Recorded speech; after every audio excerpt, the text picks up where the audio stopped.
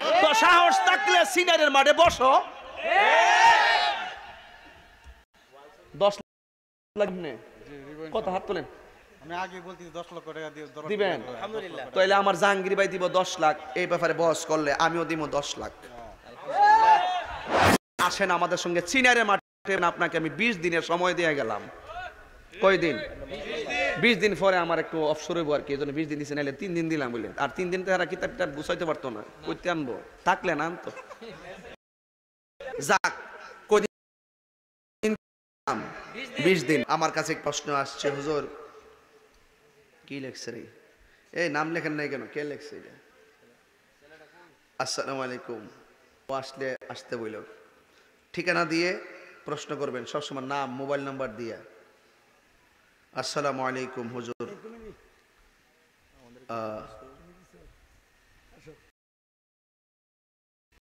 কিছুদিন মাহফিল হয়েছিল, ওই মাহফিল আলোচনা করতে গিয়ে একজন আলেম তিনি বলেছেন হজরতে মুআবিয়া রাদিয়াল্লাহু তাআলা আনহুকে কাফের বলে গালি না দিলে তার মা, বোন, বাবা তালাক হয়ে যাবে। নাউজুবিল্লাহ। তার বিপরীতে ওনার ভাই আবার মুআবিয়া রাদিয়াল্লাহু তাআলা আনহুকে সাহাবী বলেছেন। এখন আমরা সাধারণ মানুষ কোন দিকটা অনুসরণ করব? আশা করি আপনি আমাদেরকে সঠিক বিষয়টা তুলে ধরবেন। ও আচ্ছা আচ্ছা, তুমি দিচ্ছ প্রশ্ন। আচ্ছা না, এটা তুমি একটা ভালো কাজ করছো, দেখতেছি ঘরের ভিতরে সমস্যা। এটা তুমি ভালো কাজ করছো, এটা একটা ঝামেলা শেষ করার জন্য আমাকে প্রশ্নটা দিছো। আমরা হয়তো একজন দায়ী হিসাবে, একজন ওয়াইজেন হিসাবেও তো আমরা মাঠে কথা বলি, আমাদের একটা কথাও অনেকের মধ্যে একটা রেশ কাটতে পারে, তার ভুল ভাঙতে পারে, পারে কি পারে না? আর যেহেতু দ্বন্দ্বটা ঘরের ভিতরে ভাইয়ে ভাইয়ের মধ্যে, হ্যাঁ, আমি বলবো ভাই বড় ধন রক্তের বাঁধন, এই সমস্ত বিষয় নিয়ে ভাই ভাইয়ের বন্ধন ছিন্ন হতে পারে না, এবং ভাই ভাইয়ের বিরুদ্ধে ফতোয়া দিয়ে একটা সুসম্পর্ককে নষ্ট করা যাবে না। এটা জানার বিষয়। এটা কি জানার বিষয়? এখন আসেন, যিনি হযরতে আমিরে মুআবিয়া রাদিয়াল্লাহু তাআলা আনহুকে সাহাবী মানে, তিনি একটা পক্ষ, যিনি মানে না তিনি আরেকটা পক্ষ, তাই না? তাইলে এই ব্যাপারে আহলুস সুন্নাত ওয়াল জামাতের আকীদা কি? আহলুস সুন্নাত ওয়াল জামাতের আকীদা হলো হযরতে আমিরে মুআবিয়া রাদিয়াল্লাহু তাআলা আনহু একজন সাহাবী ছিলেন। কি ছিলেন? একজন সাহাবী ছিলেন। আমার বাবারও শক্তি নাই যে আমি বানায়া কথা বলবো, আর আমি এত পাগল হই নাই যে আমি ওনাকে সাহাবী বললা যদি আমি জাহান্নামী হয়ে যাই, আমি যদি যাই না ওনাকে সাহাবী বলি আর হইয়া যদি আমি জাহান্নামী হয়ে যাই, আমি তো পাগল হইছি না যে যাই না আমি আগুনে হাত দিব। ঠিক, আমি সর্বগুণে সব কিছু দলিল আদিল্লা, আহলুস সুন্নাত ওয়াল জামাতের যে আকীদা এবং সকল ইমাম আইম্মে কেরামদের যে মতামত, কোরআন সুন্নাহর আলোকে যে সিদ্ধান্ত ইনারা আমাদের সামনে তুলে দিয়ে গিয়েছেন, সেই সিদ্ধান্ত মোতাবেক আমি এই সিদ্ধান্তে উপনীত হয়েছি যে যাবতীয় দিক বিশ্লেষণ করে শেষ পর্যন্ত সাহাবায়ে কেরামদের মধ্যে যে যুদ্ধ বিগ্রহ হয়েছে, আম্মাজান আয়েশা সিদ্দিকা রাদিয়াল্লাহু তাআলা আনহার সাথে মৌলা আলী রাদিয়াল্লাহু তাআলা আনহুর উষ্টের যুদ্ধ হয়েছে, হযরতে আমিরে মুআবিয়া রাদিয়াল্লাহু তাআলা আনহুর সাথে হযরতে আলী রাদিয়াল্লাহু তাআলা আনহুর সিফফিনের যুদ্ধ হয়েছে। এইভাবে যে সাহাবায়ে কেরামদের মধ্যে যে পরস্পর যুদ্ধ বিগ্রহ হয়েছে, এইগুলো ছিল ইজতিহাদি ভুল, ইজতিহাদি খাতা। হ্যাঁ, এই জন্য হযরতে আমিরে মুআবিয়া রাদিয়াল্লাহু তাআলা আনহু ছিলেন, ওনার ইজতিহাদটা ছিল ভুল, আর মৌলা আলী রাদিয়াল্লাহু তাআলা আনহুর ইজতিহাদটা ছিল সঠিক। কিন্তু এই সাহাবায়ে কেরামদের ইজতিহাদের ব্যাপারে রাসূল করিম সাল্লাল্লাহু আলাইহি ওয়াসাল্লাম বলেছেন, সাহাবায়ে কেরামদের ইজতিহাদ যদি ভুল হয় তাহলে সে সওয়াব পাবে একটা, আর সাহাবায়ে কেরামদের ইজতিহাদ যদি সঠিক হয় সে সওয়াব পাবে দুইটা। এই জন্য যিনি ভুল করেছেন সেও একটা পাবে, যেহেতু সে সাহাবীর মর্যাদা, যে সঠিক করেছেন তিনি দুইটা পাবেন। কিন্তু এই ওনাদের বিরুদ্ধে কথা বলার জন্য আমাদেরকে অধিকার, আমাদের সেই যোগ্যতা ক্ষমতা নাই। এই জন্য সাহাবায়ে কেরামদের ব্যাপারে রাসূল বলেছেন, লা তাসুব্বু আসহাবি, সাহাবায়ে কেরামদেরকে গালি দেওয়া যাবে না। এবং আসহাবি কান নুজুম, সাহাবায়ে কেরাম হলো আকাশের নক্ষত্র তুল্য। এবার আসেন দেখি হযরতে আমিরে মুআবিয়া রাদিয়াল্লাহু তাআলা আনহুর ব্যাপারে যে দ্বন্দ্বটা, এই দ্বন্দ্বটা কিন্তু কোনো বাতিলদের সঙ্গে দ্বন্দ্ব না, এটা হলো সুন্নিদের মধ্যে। এটা নতুন কইরা এই 6-7 মাস হইছে, বেশি কইরা ফেসবুক মাস্টাররা বাইর করছে আর কি। কোনো আলেমরা কোনো দ্বন্দ্ব এখনো লিপ্ত হয় নাই, কথা কোন ঠিক কিনা বলেন? এইগুলা কিছু ফেসবুক মাস্টার আছে, ফেসবুক মুফতি আছে, গুগল মুফতি আছে, মুফাসির আছে, এরা একটু সার্চ দিয়া এগুলা বলা বলি করে। কিন্তু আলেমরা যারা আজ পর্যন্ত দেখছেননি কোন আলেমরা এই ব্যাপারে কোনো ধরনের কঠিন ভাবে ঝগড়া বিবাদ করতে? কারণ আলেমরা জানে যে আমিরে মুয়াবিয়া রাদিয়াল্লাহু তাআলা আনহুর সাথে মৌলা আলী রাদিয়াল্লাহু তাআলা যে যুদ্ধটা হয়েছিল, এই যুদ্ধটা গড়াইছিল আব্দুল্লাহ ইবনে সাবা, ওই মুনাফিকের গোষ্ঠীরা। এই মুনাফিকের গোষ্ঠীরা এখনো সমাজে আছে, ভাইয়ের মধ্যে দ্বন্দ্ব লাগাই দিব। কথা কন ঠিক কিনা কন? এই জন্য এখনো সেই কাফের চাইতো মুনাফিকরা আরো ভয়ঙ্কর। এখন হযরতে আমিরে মুয়াবিয়া রাদিয়াল্লাহু তাআলার ব্যাপারে আমরা যেই শর্তে যেই সূত্রে সাহাবী জানি, সেই সূত্রটা বলে দিচ্ছি শোনেন। আমরা মৌলবীরা সারা জীবন একটা ওয়াজ করি, ইন্নামা আনা কাসিম ওয়াল্লাহু ইউতি। রাসূল বলেন আল্লাহ আমারে দে, আমি নবী। কথা কন না, আমি নবী। এমন কোন মার ফুতের জন্ম হয়েছে নি হাদিসটারে অস্বীকার করব না? এমন কোন মায়ের ফুতের জন্ম হয়েছে হাদিসটারে অস্বীকার করব না?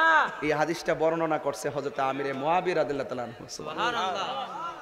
সারা জীবন মৌলবীরা ওয়াজ করছি, আমার রাসূল বলছেন আমার উম্মতের মধ্যে ৭৩টা দল হবে, ৭২টা দল যাবে জাহান্নামে, একটা দল যাবে জান্নাতে। সেই দলটা হলো আহলুস সুন্নাত ওয়াল জামাত। এই হাদিসটা বর্ণনা করছেন হযরতে আমিরে মুয়াবিয়া রাদিয়াল্লাহু তাআলা আনহু। আপনি যদি আমিরে মুয়াবিয়া রাদিয়াল্লাহু তাআলা আনহুকে কাফির বলেন, জাহান্নামী বলেন, তাহলে ওই হাদিসটাকে আপনার অস্বীকার করতে হবে। আর ওই হাদিসটাকে যদি অস্বীকার করা হয়, নবীকে অস্বীকার করা হবে। নবীকে যদি অস্বীকার করা হয়, তাহলে আপনি বেঈমান হয়ে যাবেন। আপনি বুঝেননি কইটুকা দিতেছেন? একটা সিফিনের যুদ্ধে ঘটনা ঘটছে, ইস্তেহাদি খাতা, এবং এটার মধ্যে মুনাফিকরা এই সূত্রটা ঘটাইছে। এখানে উসমান রাদিয়াল্লাহু তাআলা আনহুর হত্যার শাহাদাতের কিসাস তলব করেছিলেন হযরত আমিরে মুয়াবিয়া রাদিয়াল্লাহু তাআলা আনহু। এই সমস্ত বিষয় নিয়ে তিনি মনে করেছেন যে এটা তাড়াতাড়ি করার দরকার বিচারটা, না হইলে আবার উসমান রাদিয়াল্লাহু তাআলা আনহুকে যেভাবে শহীদ করছে, হয়তো মৌলা আলী রাদিয়াল্লাহু তাআলা আনহুকে সেভাবে শহীদ করতে পারে, আমাকেও করতে পারে, এবং মুসলমানদের আরো বড় ধরনের ক্ষতি করতে পারে। আপনি তাড়াতাড়ি উসমান রাদিয়াল্লাহু তাআলা হত্যার বিচারটা করুন, যেহেতু আপনি এখন বিচার করার হকদার। আবার মৌলা আলী রাদিয়াল্লাহু তাআলা বলছেন না, এখনো এটা সময় হয় নাই, এটা একটু অপেক্ষা করো, ধৈর্য ধারণ করো। তাইলে ওনার ধারণা, এই ধারণা, দুই ধারণার ভিতরে আইসা মুনাফিকরাও খুব সুন্দর করে ঘটনাটা ঘটাইয়া দিছে। এখন এই সূত্রে এটা বিশাল বড় একটা রণক্ষেত্র হয়েছে। কিন্তু এটাকে সূত্র ধরে আপনি হযরত আমিরে মুয়াবিয়া রাদিয়াল্লাহু তাআলা আনহুকে যদি আপনি দোষী সাব্যস্ত করেন যে মৌলা আলী রাদিয়াল্লাহু তাআলা আনহুর বিরুদ্ধে যুদ্ধ করার কারণেই যদি আমিরে মুয়াবিয়া রাদিয়াল্লাহু তাআলা আনহু জাহান্নামী হয়, তাহলে ওনার সাথে যারা পক্ষ হয়ে যুদ্ধ করছে হেরা কি? এরাও তো জাহান্নামী, ঠিক কিনা? আর এরা যদি জাহান্নামী হয়, আমিরে মুয়াবিয়া রাদিয়াল্লাহু তাআলা আনহুর পক্ষে 2 জন, আমার নবী যে 10 জন সাহাবীকে জান্নাতের শুভ সংবাদ দিয়েছেন, ওই 10 জনের মধ্যে আশারে মুবাশশারা 10 জন সাহাবীর মধ্যে 2 জন সাহাবী ছিল আমিরে মুয়াবিয়া রাদিয়াল্লাহু তাআলা আনহুর গ্রুপের ভিতরে।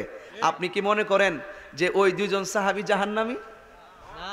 এই মৌলবী কোথায় কথা বলো?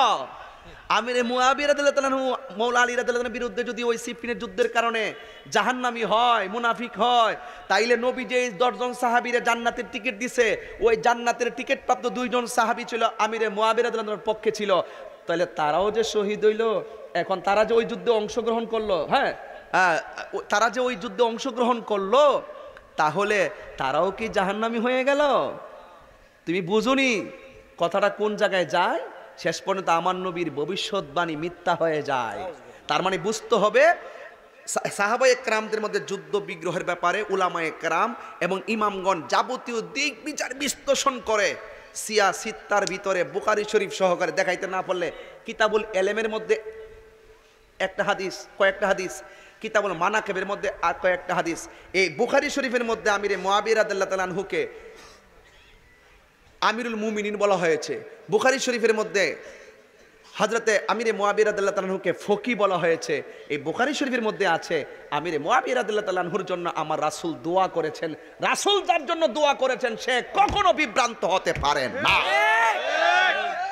আপনি জানেন কোথায় কথা বলতেছেন? আপনি ওই সিফিনের যুদ্ধের বাড়াই দিয়ে পাবলিককে মিসগাইড করেন, পাবলিককে ভুল বুঝায়, যে মৌলা আলীর বিরুদ্ধে অস্ত্র ধরে কেমনে আমার ইমাম আবু হানিফা কি বুঝতো না? ইমাম বুখারী কি বুঝতো না? সিয়াসিত্তার মধ্যে যে 163টা হাদিস যারা বর্ণনা করলো হেরা কি বুঝতো না? তুমি বড় বুঝুন নিয়ে গেছো, আলিফের নামে কুতুব জানো না, তুমি বেশি বুঝুন নিয়ে গেছো। তো সাহস থাকলে সিনারের মাঠে বসো, 10 লাখ দিবেন না আপনি? জি, দিবেন। কত হাত তোলেন? আমি আগে বলতেছি 10 লক্ষ টাকা দিবেন? আলহামদুলিল্লাহ। তাহলে আমার জাহাঙ্গীর ভাই দিব 10 লাখ, এই ব্যাপারে বহস করলে আমিও দিব 10 লাখ। কি হবে? পরিষ্কার কথা। কিরে, আমরা চাই না এইভাবে ঘরে ঘরে দ্বন্দ্ব লাগুক, এক ভাইয়ের ফতুয়া আরেক ভাই কাফের হোক, এক ভাইয়ের ফতুয়া আরেক ভাইয়ের বউ তালাক হোক। কি সঠিক কিনা বাবা? আমি যে কথাগুলো বলছি এগুলো হলো 500 ভাগের 1 ভাগ। ফতুয়ার কিতাবের মধ্যে একটা নির্ভরযোগ্য ফতুয়ার কিতাব হলো ফিকহে আকবর, যেই ফিকহে আকবর না পড়লে মৌলবি না। ওই ফিকহে আকবরটা লেখছে মুসান্নেফ হলো ইমামে আজম আবু হানিফা রাহমাতুল্লাহ আলাইহি। এই ইমামে আজম আবু হানিফা রাহমাতুল্লাহ আলাইহি ফিকহে আকবরের 3য় পৃষ্ঠার ভিতরেই তিনি উল্লেখ করেছেন আমার নবীর সেই হাদিসটা, রাসূল বলছেন আমার উম্মতের মধ্যে 73টা দল হবে, 72টা দল হবে জাহান্নামী, একটা হবে জান্নাতি, সেটা হলো আহলুস সুন্নাত ওয়াল জামাত। ওই হাদিসটা হযরতে ইমামে আজম আবু হানিফা তার ফিকহে আকবরের মধ্যে তিনি বর্ণনা করেছেন। সুবহানাল্লাহ। তা আপনি কি 86 থেকে 163 হাদিস কাটতে ফেলাই দিবেন? ইমাম বুখারী কি না জানি হাদিস রিওয়ায়াত করে গেছে, আপনি জানেননি কোন জায়গা ফতোয়া যায়? এই জন্য যাবতীয় দিক বিচার বিশ্লেষণ করে ইতিহাস ওই আল বেদায়া ওয়ান নিহায়াত ইতিহাসের কিতাব পইরা পইরা আর শিয়াদের বানানো প্রায় শত শত কিছু দলিল আছে, ইডিরে বানায় আইনা পেস্ট করে আইনা ছাইরা দেন, আর বুখারী শরীফের মধ্যে এইটা আছে ওইটা আছে। ওই সমস্ত কাহিনী আমরা সামনে চলবে না রে ভাই। আমরা তো কিছু লেখাপড়া করছি, আমরা তো এরই ক্ষেত্রে আর বড় ক্ষেত্রে কইটাইছি না রে ভাই। আর আপনারা জানেন না যে আমার ফাও কিন্তু মস্কায় কিন্তু ভাঙ্গে না। আমি যেটা বলি এটা ইনশাল্লাহ এত সহজে বলি না, এত আর যারে দৌড়ি আমি সারি না, এটা মাথাতে রাখবেন। আজকে বড় বড় গলায় যারা কথা বলেন আসেন আমাদের সঙ্গে চিনারে মাঠে বসেন, আপনাকে আমি 20 দিনের সময় দিয়ে গেলাম। কয়দিন? 20 দিন পরে আমার একটু অফসর হইব আর কি, এই জন্য 20 দিন দিছে, নাইলে 3 দিন দিলাম বলে। আর 3 দিন তো এরা কিতাবটা বুঝাইতে পারতো না, কইতে আনবো থাকলে না আনতো। যাক, কদিন দিয়ে গেলাম? 20 দিন। এই জন্য ওই ফাওয়ালা ওই অতীত ভক্তি কহে যে মৌলালির বিরুদ্ধে অস্ত্র ধরছে হে কেমনে হে আবার এজিদরে দিছে ক্ষমতা, কারবালা যুদ্ধরে গড়াইছে, এজিদরে যদি না দিত তৈলে কি ঘটনাটা গড়াইতো? কিও আমার পুত্রে কালকা ভাড়াইছি বিদেশ, হে যে যাই 10 বছর পরে চুরি করবো, এটাকে আমি জানতাম? কথা কনা কথা কনা কথা কনা কথা কনা কথা কনা হ্যাঁ, কোথায় থেকে কোথায় আইনা লাগা, কি কি না কয়, কি বুঝাইতে চেষ্টা করে? হ্যাঁ, ফুতে চুরি করছে, ফুতে গিয়ে ঘটনা ঘটাইছে। আমরা আহলুস সুন্নাত ওয়াল জামাতের আকীদা হলো এজিদ জাহান্নামী, এজিদ বেঈমান, এজিদের সঙ্গে কোনো আপোষ নাই। কথা কোন ঠিক কিনা কর?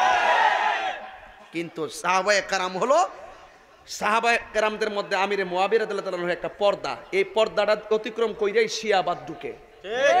এই জন্য এখানে আমরা ব্যারিকেড দেই। এই যে দেখেন 18ই জিলহজ হযরত উসমান রাদিয়াল্লাহু তাআলা শাহাদাত বরণ করছে। আজকে একদল গোষ্ঠী 12ই জিলহজ বলে উসমান রাদিয়াল্লাহু তাআলা শাহাদাত বরণ করছে। আজকে বলতেছে আমি আবার একটা স্ট্যাটাসও দিছি, যারা শিয়াবাদের ভিত্তিপ্রস্তর করছে তারাই উসমান রাদিয়াল্লাহু তাআলার 18ই জিলহজের শাহাদাতকে 12ই জিলহজ চালায় দেয়। অথচ উসমান রাদিয়াল্লাহু তাআলা যেই দিন শহীদ হয়েছে তিনি মুখে রোজা অবস্থায় ছিল। কি অবস্থায় ছিল? রোজা অবস্থায়। 12ই জিলহজ কি রোজা থাকা জায়েজ আছে? 12 জিলহজ রোজা থাকা হারাম। 10, 11, 12 কিও 10, 11, 12 কি রোজা থাকা কি হারাম? এখন 12ই জিলহজ যদি ওনাকে শহীদ করে তাহলে উনি কি রোজা রইছে? না। এটা 18ই জিলহজ শহীদ করছিল, এটাই হলো আসমা রিজালের মধ্যে লেখা আছে। ঠিক আছে, এটারে আজকে পরিবর্তন কইরা তারা 12ই জিলহজ বলে অপপ্রচার করতেছে। এইভাবে শিয়ারা আস্তে আস্তে ইসলামের 3 খলিফা যে উসমান রাদিয়াল্লাহু তাআলা, উমর রাদিয়াল্লাহু তাআলা, শেষ পর্যন্ত আবু বকর রাদিয়াল্লাহু তাআলার বিরুদ্ধে তারা খেলাফতের বিরুদ্ধে তারা আঘাত করে কথা বলবে। কথা কোন ঠিক না বেঠিক? এই জন্য আমরা এখানে ব্যারিকেড দিছি, এই জন্য সাবধান বলে গেলাম। আর কখনো এই সমস্ত বিষয় নিয়ে জাতিকে বিভ্রান্ত। উসমান রাদিয়াল্লাহু তাআলা এর হত্যার শাহাদাতের কেসাস তলব করেছিলেন হযরত আমিরে মুয়াবিয়া রাদিয়াল্লাহু তাআলা। এই সমস্ত বিষয় নিয়ে তিনি মনে করেছেন যে এটা তাড়াতাড়ি করার দরকার বিচারটা, না হইলে আবার উসমান রাদিয়াল্লাহু তাআলাকে যেভাবে শহীদ করছে হয়তো মৌলা আলী রাদিয়াল্লাহু তাআলাকে সেভাবে শহীদ করতে পারে, আমাকেও করতে পারে, এবং মুসলমানদের আরো বড় ধরনের ক্ষতি করতে পারে। আপনি তাড়াতাড়ি উসমান রাদিয়াল্লাহু তাআলার হত্যার বিচারটা করুন, যেহেতু আপনি এখন বিচার করার হকদার। আবার মৌলা আলী রাদিয়াল্লাহু তাআলা বলছেন না, এখনো এটা সময় হয় নাই, এটা একটু অপেক্ষা করো, ধৈর্য ধারণ করো। তাইলে ওনার ধারণা, এই ধারণা, 2 ধারণার ভিতরে আইসা মুনাফিকরাও খুব সুন্দর করে ঘটনাটা ঘটাইয়া দিছে। এখন এই সূত্রে এটা বিশাল বড় একটা রণক্ষেত্র হয়েছে। কিন্তু এটাকে সূত্র ধরে আপনি হযরত আমির মুয়াবিয়া রাদিয়াল্লাহু তাআলা আনহুকে যদি আপনি দোষী সাব্যস্ত করেন যে মৌলা আলী রাদিয়াল্লাহু তাআলার বিরুদ্ধে যুদ্ধ করার কারণেই যদি আমির মুয়াবিয়া রাদিয়াল্লাহু তাআলা জাহান্নামী হয়, তাহলে ওনার সাথে যারা পক্ষ হয়ে যুদ্ধ করছে এরা কি? এরাও তো জাহান্নামী, ঠিক কিনা? আর এরা যদি জাহান্নামী হয়, আমির মুয়াবিয়া রাদিয়াল্লাহু তাআলার পক্ষে দুইজন, আমার নবী যে 10 জন সাহাবীকে জান্নাতের শুভ সংবাদ দিয়েছেন, ওই 10 জনের মধ্যে আশারে মুবাশশারা 10 জন সাহাবীর মধ্যে 2 জন সাহাবী ছিল আমির মুয়াবিয়া রাদিয়াল্লাহু তাআলার গ্রুপের ভিতরে। আপনি কি মনে করেন যে ওই 2 জন সাহাবী জাহান্নামী? এই মৌলবী, কোথায় কথা বলো? আমির মুয়াবিয়া রাদিয়াল্লাহু তাআলা মৌলা আলী রাদিয়াল্লাহু তাআলার বিরুদ্ধে যদি ওই সিফিনের যুদ্ধের কারণে জাহান্নামী হয়, মুনাফিক হয়, তাইলে নবী যে 10 জন সাহাবীরে জান্নাতের টিকিট দিছে, ওই জান্নাতের টিকিট প্রাপ্ত 2 জন সাহাবী ছিল আমির মুয়াবিয়া রাদিয়াল্লাহু তাআলার পক্ষে ছিল, তাহলে তারাও যে শহীদ হইল। এখন তারা যে ওই যুদ্ধে অংশগ্রহণ করলো, হ্যাঁ, তারা যে ওই যুদ্ধে অংশগ্রহণ করলো, তাহলে তারাও কি জাহান্নামী হয়ে গেল? তুমি বুঝুনি কথাটা কোন জায়গায় যায়? শেষ পর্যন্ত আমার নবীর ভবিষ্যৎবাণী মিথ্যা হয়ে যায়। তার মানে বুঝতে হবে সাহাবায়ে কেরামদের মধ্যে যুদ্ধ বিগ্রহের ব্যাপারে উলামায়ে কেরাম এবং ইমামগণ যাবতীয় দিক বিচার বিশ্লেষণ করে সিয়াসিত্তার ভিতরে বুখারী শরীফ সহকারে দেখাইতে না পারলে কিতাবুল এলেমের মধ্যে একটা হাদিস, কয়েকটা হাদিস, কিতাবুল মানাকিবের মধ্যে আর কয়েকটা হাদিস, এই বুখারী শরীফের মধ্যে আমিরে মুয়াবিয়া রাদিয়াল্লাহু তাআলা আনহুকে আমিরুল মুমিনিন বলা হয়েছে, বুখারী শরীফের মধ্যে হযরতে আমিরে মুয়াবিয়া রাদিয়াল্লাহু তাআলা আনহুকে ফকি বলা হয়েছে। এই বুখারী শরীফের মধ্যে আছে আমিরে মুয়াবিয়া রাদিয়াল্লাহু তাআলা আনহুর জন্য আমার রাসূল দোয়া করেছেন। রাসূল যার জন্য দোয়া করেছেন সে কখনো বিভ্রান্ত হতে পারে না। আপনি জানেন কোথায় কথা বলতেছেন? আপনি ওই সিফিনের যুদ্ধের বাড়াই দিয়ে, হ্যাঁ, পাবলিকরে মিসগাইড করেন, পাবলিকরে ভুল বুঝায়, হ্যাঁ, যে মৌলা আলীর বিরুদ্ধে অস্ত্র ধরে এ কেমনে আমার ইমাম আবু হানিফা কি বুঝতো না? ইমাম বুখারী কি বুঝতো না? সিয়াসিত্তার মধ্যে যে 163টা হাদিস যারা বর্ণনা করলো হেরা কি বুঝতো না? তুমি বড় বুঝুন নিয়ে গেছো, আলিফের নামে কুতুব জানো না, তুমি বেশি বুঝুন নিয়ে গেছো। তো সাহস থাকলে সিনারের মাঠে বসো। 10 লাখ দিবেন না আপনি? কত হাত তোলেন? আমি আগে বলছি 10 লক্ষ টাকা দিবেন? তাহলে আমার জাহাঙ্গীর ভাই দিব 10 লাখ, এই ব্যাপারে বহস করলে আমিও দিব 10 লাখ। কি হবে? পরিষ্কার কথা। কিরে, আমরা চাই না এইভাবে ঘরে ঘরে দ্বন্দ্ব লাগুক, এক ভাইয়ের ফতুয়া আরেক ভাই কাফের হোক, এক ভাইয়ের ফতুয়া আরেক ভাইয়ের বউ তালাক হোক। কি সঠিক কিনা বাবা? আমি যে কথাগুলো বলছি এগুলো হলো 500 ভাগের 1 ভাগ। ফতুয়ার কিতাবের মধ্যে একটা নির্ভরযোগ্য ফতুয়ার কিতাব হলো ফিকহে আকবর। যেই ফিকহে আকবর না পড়লে মৌলবী না। ওই ফিকহে আকবরটা লেখছে মুসান্নিফ হলো ইমামে আজম আবু হানিফা রাহমাতুল্লাহ আলাইহি। এই ইমামে আজম আবু হানিফা রাহমাতুল্লাহ আলাইহি ফিকহে আকবরের 3য় পৃষ্ঠার ভিতরেই তিনি উল্লেখ করেছেন আমার নবীর সেই হাদিসটা, রাসূল বলছেন আমার উম্মতের মধ্যে 73টা দল হবে, 72টা দল হবে জাহান্নামী, একটা হবে জান্নাতি, সেটা হলো আহলুস সুন্নাত ওয়াল জামাত। ওই হাদিসটা হযরতে ইমামে আজম আবু হানিফা তার ফিকহে আকবরের মধ্যে তিনি বর্ণনা করেছেন। সুবহানাল্লাহ। তা আপনি কি সিয়াসিত্তা থেকে 163টা হাদিস কাটতে ফেলাই দিবেন? ইমাম বুখারী কি না জানি হাদিস রিওয়ায়াত করে গেছে, আপনি জানেননি কোন জায়গায় ফতোয়া যায়? এই জন্য যাবতীয় দিক বিচার বিশ্লেষণ করে ইতিহাস ওই আল বেদায়া ওয়ান নিহায়াত ইতিহাসের কিতাব পইরা আর শিয়াদের বানানো প্রায় শত শত কিছু দলিল আছে, ইডিরে বানায় আইনা পেস্ট করে আইনা ছাইরা দেন। আর বুখারী শরীফের মধ্যে এইটা আছে ওইটা আছে, ওই সমস্ত কাহিনী আমরা সামনে চলবে না রে ভাই। আমরা তো কিছু লেখাপড়া করছি, আমরা তো এরই ক্ষেত্রে আর বড় ক্ষেত্রে কইটাই চিনি রে ভাই। আর আপনারা জানেন না যে আমার ফাও কিন্তু মস্কায় কিন্তু ভাঙ্গে না। আমি যেটা বলি এটা ইনশাল্লাহ এত সহজে বলি না, এত আর যারে দৌড়ি আমি সারি না, এটা মাথাতে রাখবেন। আজকে বড় বড় গলায় যারা কথা বলেন আসেন আমাদের সঙ্গে চিনারে মাঠে বসেন, আপনাকে আমি 20 দিনের সময় দিয়ে গেলাম। কয়দিন? 20 দিন পরে আমার একটু অবসর হইব আর কি, এই জন্য 20 দিন দিচ্ছে, নাহলে 3 দিন দিলাম বললেন। আর 3 দিন তারা কিতাবটা বুঝাইতে পারতো না, কইতে আনবো, থাকলে না আনতো। যাক, কদিন দিয়ে গেলাম? 20 দিন। এই জন্য ওই ফাওয়ালা ওই অতীত ভক্তি কহে যে মৌলা আলীর বিরুদ্ধে অস্ত্র ধরছে হে কেমনে হে, আবার এজিদরে দিছে ক্ষমতা, কারবালা যুদ্ধরে গড়াইছে, এজিদরে যদি না দিত তৈলে কি ঘটনাটা ঘটাইতো? কিও আমার পুত্রে কালকা ভাড়াইছি বিদেশ, হে যে যাই 10 বছর পরে চুরি করবো, এটাকে আমি জানতাম? কথা কনা কথা কনা কথা কনা কথা কনা কথা কনা হ্যাঁ, কোথায় থেকে কোথায় আইনে লাগা, কি কি কয় না কয়, কি বুঝাইতে চেষ্টা করে। হ্যাঁ, ফুতে চুরি করছে, ফুতে গিয়ে ঘটনা ঘটাইছে। আমরা আহলুস সুন্নাত ওয়াল জামাতের আকীদা হলো এজিদ জাহান্নামী, এজিদ বেঈমান, এজিদের সঙ্গে কোনো আপোষ নাই। কথা কোন ঠিক কিনা কর। কিন্তু সাহাবায়ে কেরাম হলো, সাহাবায়ে কেরামদের মধ্যে আমিরে মুয়াবিয়া রাদিয়াল্লাহু তাআলা আনহু একটা পর্দা, এই পর্দাটা অতিক্রম কইরাই শিয়াবাদ ঢুকে। এই জন্য এখানে আমরা ব্যারিকেড দেই। এই যে দেখেন 18ই জিলহজ হযরত উসমান রাদিয়াল্লাহু তাআলা আনহু শাহাদাত বরণ করছে। আজকে একদল গোষ্ঠী 12ই জিলহজ বলে উসমান রাদিয়াল্লাহু তাআলা আনহু শাহাদাত বরণ করছে। আজকে বলতেছে আমি আবার একটা স্ট্যাটাসও দিছি, যারা শিয়াবাদের ভিত্তি প্রস্তর করছে তারাই উসমান রাদিয়াল্লাহু তাআলা আনহুর 18ই জিলহজের শাহাদাতকে 12ই জিলহজ চালায় দেয়। অথচ উসমান রাদিয়াল্লাহু তাআলা যেই দিন শহীদ হয়েছে তিনি মুখে রোজা অবস্থায় ছিল। কি অবস্থায় ছিল? রোজা অবস্থায় ছিল। 12ই জিলহজ কি রোজা থাকা জায়েজ আছে? 12 জিলহজ রোজা থাকা হারাম। 10, 11, 12 কিও 10, 11, 12 কি রোজা থাকা কি হারাম? এখন 12ই জিলহজ যদি ওনাকে শহীদ করে তাহলে উনি কি রোজা রইছে না? এটা 18ই জিলহজ শহীদ করছিল, এটাই হলো আসমাউর রিজালের মধ্যে লেখা আছে। ঠিক আছে, এটারে আজকে পরিবর্তন কইরা তারা 12ই জিলহজ বলে অপপ্রচার করতেছে। এইভাবে শিয়ারা আস্তে আস্তে ইসলামের 3 খলিফা যে উসমান রাদিয়াল্লাহু তাআলা আনহু, উমর রাদিয়াল্লাহু তাআলা আনহু, শেষ পর্যন্ত আবু বকর রাদিয়াল্লাহু তাআলা আনহুর বিরুদ্ধে তারা, খেলাফতের বিরুদ্ধে তারা আঘাত করে কথা বলবে। কথা কোন ঠিক না বেঠিক? এই জন্য আমরা এখানে ব্যারিকেড দিছি, এই জন্য সাবধান বলে গেলাম, আর কখনো এই সমস্ত বিষয় নিয়ে জাতিকে বিভ্রান্ত করবেন না।